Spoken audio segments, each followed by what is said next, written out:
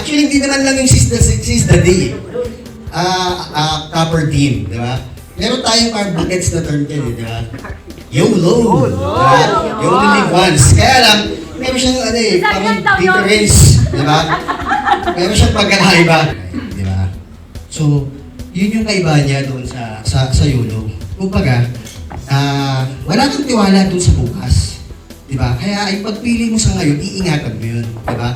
Kasi alam mo na, pwedeng maging resulta yun ng bukas mo kung ano yung pinili mo ngayon.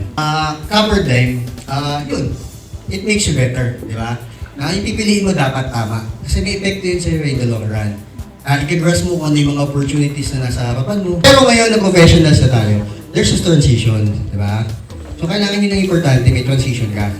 Although siguro mayroon pa ding mga moments sa buhay natin na YOLO pa din, pero ngayon, syempre, cover day na dapat yung philosophy natin. No? So, dapat yung pinipili natin, yung sinabi nga kanina, hindi tayo dapat puro plano.